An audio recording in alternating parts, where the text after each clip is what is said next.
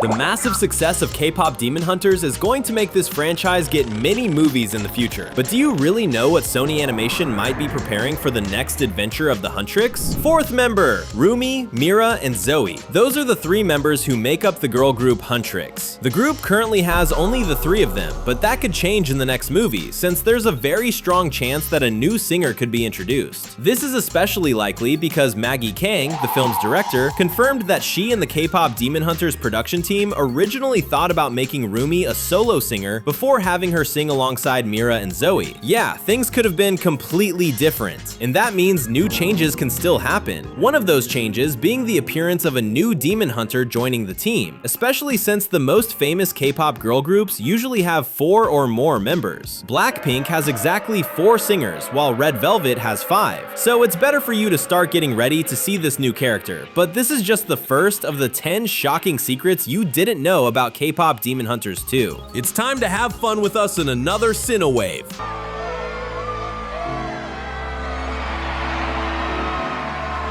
Jinu's return. Anyone who grew attached to Jinu and the relationship he had with Rumi was very sad about the film's ending, in which the demon sacrificed himself to save her. However, some people noticed that he may not have truly died and could return in the sequel. The clue lies exactly in the scene where Jinu supposedly loses his life. It's possible to see his body dissolve into energy, which then flows into Rumi's sword. Her weapon even changes its appearance after that. In moments like this, we need to remember that this universe is based on Korean legends, where the idea that spirits can haunt objects is very common. So Jinu most likely became one with Rumi's sword, allowing her to carry him with her on her journey. But if his essence is still there, that means the possibility of him returning in some form is still alive. And since Jinu is a very beloved character, his resurrection is probably being considered.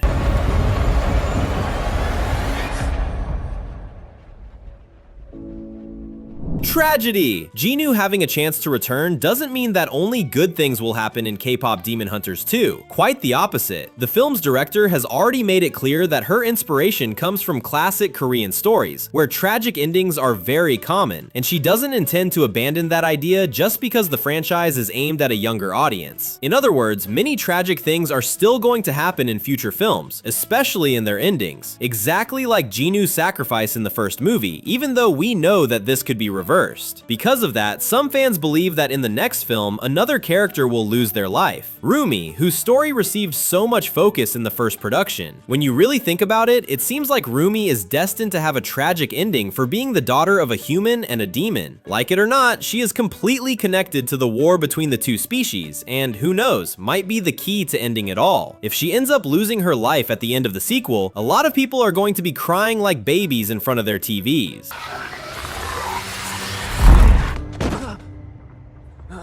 Relatives. Demon Hunters began with a huge revelation, showing us that Rumi is half human and half demon. And knowing that, it's easy to imagine that another shocking revelation like this could happen in the sequel. It's very common for franchises to create certain patterns. Just take a look at Zootopia 2, which repeated the plot twist from the first movie, where an apparently harmless character turns out to be a villain. That being the case, Demon Hunters 2 could easily follow this pattern of having a plot twist in every film, but this time related to the character's origins.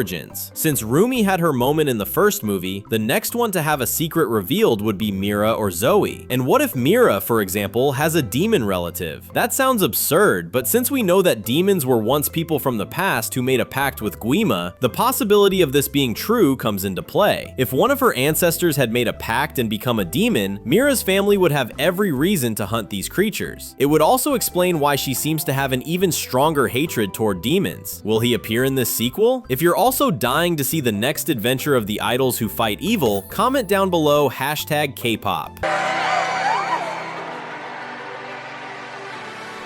The 4 Guardians. Remember when we talked about the strong possibility of a 4th Huntress appearing in the new movie? There's another solid reason why this seems destined to happen, beyond the ones we already mentioned, and that reason is connected to the roots this animation has in Korean mythology, where there are 4 deities known as the 4 Symbols, also called the 4 Guardians or the 4 Auspicious Beasts. Each of these deities is represented by a color and an animal: the azure dragon of the east, the vermilion bird of the south, the white tiger of the west, west and the black tortoise of the north. And it seems like there are some similarities between these deities and the main characters of the movie. Rumi wears white and carries demonic markings that look a lot like tiger stripes. In other words, she is the white tiger of the west. Mira wears black, has long hair that usually covers her back, and uses a sleeping bag when she rests, which brings to mind the black tortoise of the north. Zoe, on the other hand, wears blue and usually fights with 3 knives in each hand, as if they were the claws of a dragon, more specifically, the azure dragon of the east. None of this seems like a simple coincidence, which means that only one of the 4 guardians is missing from this team's formation, and that one should represent the vermilion bird of the south. More hunters. Another thing that happens very often in sequels is the expansion of the universe that was introduced to us. From what it seems, the war between humans and demons only takes place in South Korea, but we may discover that this isn't exactly the case, and that Huntress isn't the only group in modern times fighting against the darkness. Think about it, there must be demons everywhere, so why wouldn't there be demon hunters in other countries? Japan and China also have their idols, and the rest of the world is full of singers with all kinds of different styles. It would be amazing if the Huntress crossed paths with bands of demon hunters who sing different music genres, rockers, rappers, country singers. That would have a very good chance of being hilarious. Spin-offs! The idea of K-pop artists fighting the forces of evil is kind of crazy, but the movie made an effort to make it feel believable by showing different Korean artists from other eras also using music to fight demons. What few people realized is that this creates a lot of potential for spin-offs. With the massive success of the first movie, the franchise will definitely grow a lot and could eventually get spin-offs featuring other stories set within this fantastic universe. So it would make perfect sense to create a movie or even a series about Korean singers from the 1960s, or something even more classic, showing the origins of the very first demon hunters. Nowadays, when original films struggle to find success, studios will always grab an opportunity when they come across one. Public acceptance of a production is one of those opportunities. Gods, it's pretty clear that demons are a major threat in the K-pop demon hunters universe, but what if they aren't the only abnormal thing that exists there? Keeping in mind that this world draws inspiration from elements of Korean and Asian legends in general, where there are many gods of all kinds, it may only be a matter of time before actual deities appear in the franchise, and that could start as early as K-pop Demon Hunters 2. Now, whether this will be something good or bad for the hunters, only time will tell. In Asian legends, there are benevolent gods, but there are also many evil deities. That means the idols could receive help from divine allies, or end up gaining enemies that are even more dangerous than the demons themselves. The gods might not play a major role in the second movie yet, but they could be referenced or even show up in a post-credits scene, setting the stage for K-pop Demon Hunters 3, a movie that will almost certainly happen at some point, and introducing them would allow the franchise to have enough story for many more productions. Wanna keep having fun with us? Then subscribe and turn on the notification bell. Boys. Just like Rumi, Jinu receives a lot of attention in the first movie. You could even say that the story revolves around the two of them. Meanwhile, Mira and Zoe unfortunately didn't get that much relevance. And when it comes to the other members of the Saja boys, that's on another level. The poor guys simply didn't get any spotlight at all. And even though their story seems to be over, there's always a chance that this will turn out not to be true in the sequel, especially when we notice that their backstory has details that can still be explored. In the scene set in Dr. Han's office, a photograph appears in the background showing 4 young men who, based on their appearance, could very well be idols. The thing is, the Saja boys have 5 members, and that photograph could be an image of them before they became demons and before they met Jinu. Because of this, some fans of the animation believe in the theory that Dr. Han secretly works for Gui Ma, convincing vulnerable young people to make pacts with the demon. So the Saja boys, not counting Jinu, would have been young idols without much fame, going through a difficult phase in their lives until they were manipulated by the doctor into making a pact. This theory makes even more sense when we realize that they seem to have traits connected to problems faced by many idols. Mystery has a very enigmatic personality, but the reason for that could be that he was stalked by obsessed fans in the past, something that unfortunately happens a lot in that industry. Abby, on the other hand, is ridiculously muscular in an almost unreal way, which might mean that he struggled to accept his own body and made a pact to have what would be considered a perfect body. Peace agreement. Even though demons in general are portrayed as quite evil, the story of the first movie showed that this isn't a strict rule, since Jinu had his redemption and Rumi's mother had a romantic relationship with a demon. That being the case, what if the end of this secret war between humans and demons isn't one side completely eliminating the other, but instead both species making a peace agreement and learning to live together in harmony? That would be a very different message change from most stories involving demons, where they're usually portrayed as the most evil creatures imaginable. Since the movie made it clear that the enemies of the K-pop demon hunters aren't always evil, it really seems like this is what's being set up. The next step is right in front of you.